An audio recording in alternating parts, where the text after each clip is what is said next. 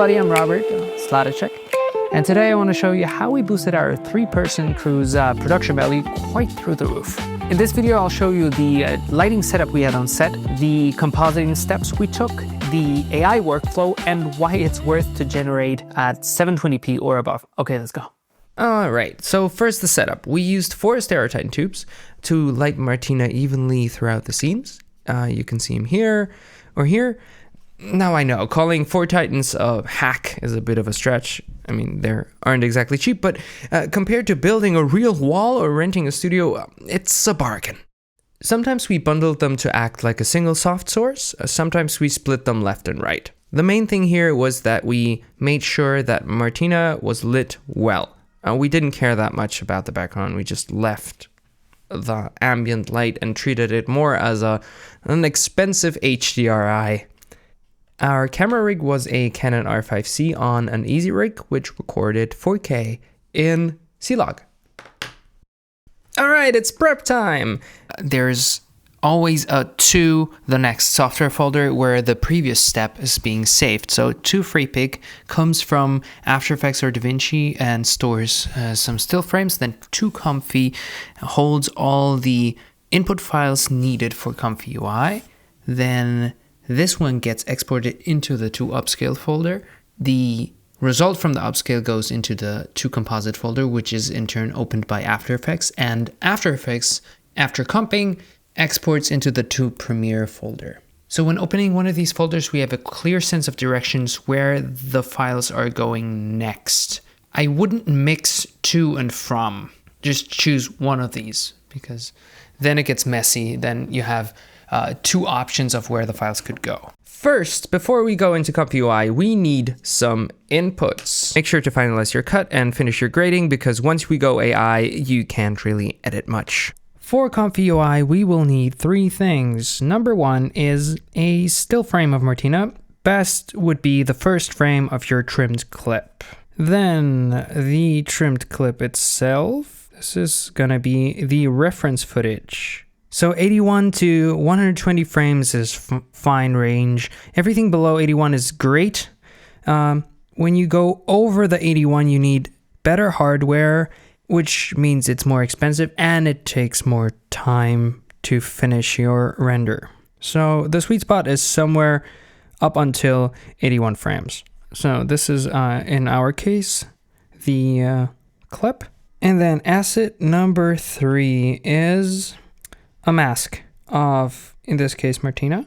There are a multitude of ways you can do this. You can do this in Resolve with a magic mask, or in After Effects with a rotor brush, or use something like Segment Anything 3 from Meta. This is a separate workflow that I also included down below. And this mask doesn't have to be perfect at all. This is very rough. It's just for the workflow to understand where our subject is. So let's take care of that first still frame and make it look like the final result that we want to see in the video. So we will want to have a museum here in the background instead of this plain white wall. Usually I take this one, put it into FreePic here, choose Nano Banana Pro, and describe what the background should be. This needs a little bit of iteration. As we're generating in 720p, 2K is more than enough. So in my case now, I wanted to have the same background as I had in the wide shot in this close-up. And that's why I took my generation result from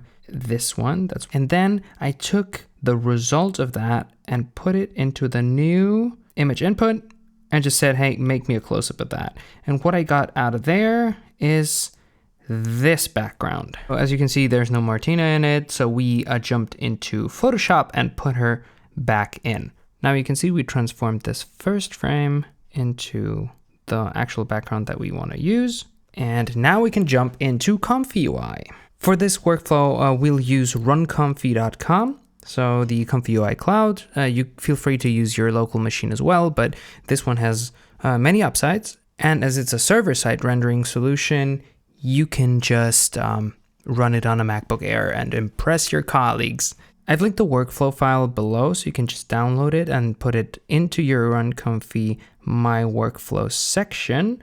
And then for the 720p generations that are longer than 81 frames, I would recommend the double X large model. It's a little bit more pricey, but it has more VRAM, so you will not run out of VRAM mid-generation. If you're going for 81 frames in 720p, I would recommend with this workflow to choose the X large. If you're still experimenting and not planning on rendering the final result, you can use the medium one and then just go down with your sampling and with your resolution. So if you open our workflow that I've linked below, you can see these elements. There's a quick group bypasser, which comes in handy if you want to see if your models are loaded correctly and the masks are applied in a right way and it doesn't throw any errors. You want to bypass this here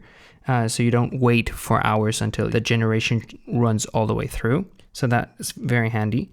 This is the model loader tab. This is for our reference video. Here we have our reference image, and here we upload our mask. Everything that is yellow, you should look at before every generation. Okay, here you can add a prompt, which is as important as our image. And here is the generation part, and this is where you can see your output.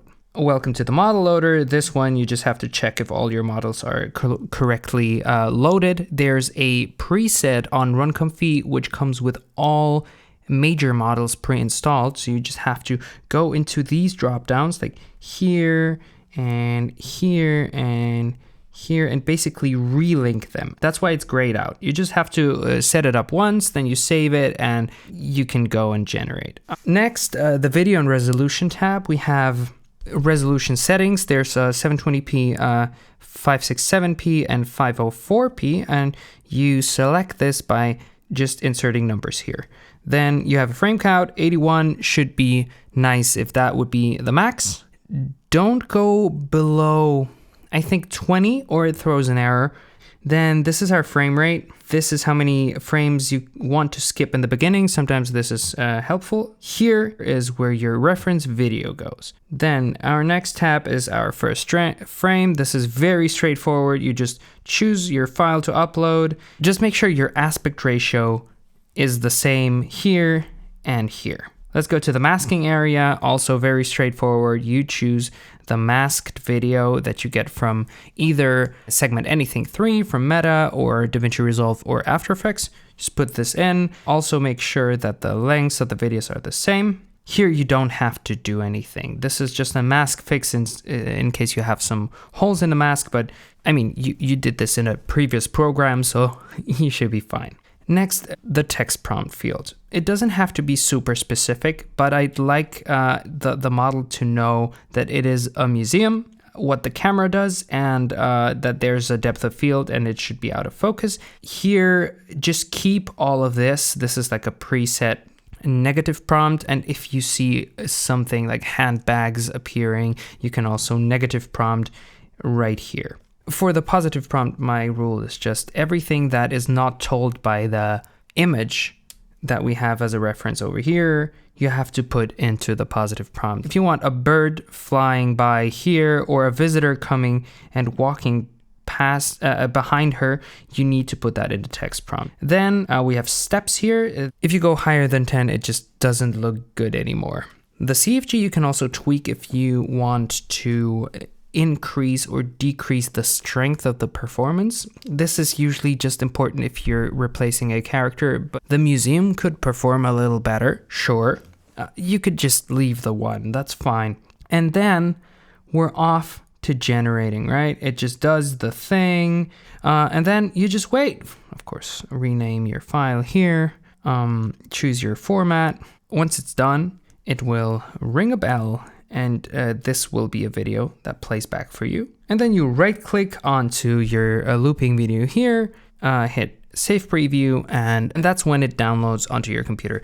Now we'll throw the finished video into Topaz to upscale it to 4K, which gives us some weird artifacts. It's already pretty good, but you can see some glitches around her mouth and eyes, and That's what we're going to fix in After Effects. So we're going back into our After Effects composition. We will use our masking tool, select her face just roughly, and then go into the tracker section, select face tracking, and look at that, it will snap to her face. Now we track it back and forth, add a little bit of feather, and that's it. So now everything but her face is AI regenerated. And that's what we did with all our other shots. And now you hit export and transfer this to DaVinci Resolve or Premiere for your final cut. I've linked the workflow file below, so feel free to grab this. And if you decide to take it out for a spin, please tag me. I'd love to see what you come up with. Thanks again for watching. If you haven't, please subscribe and see you next time.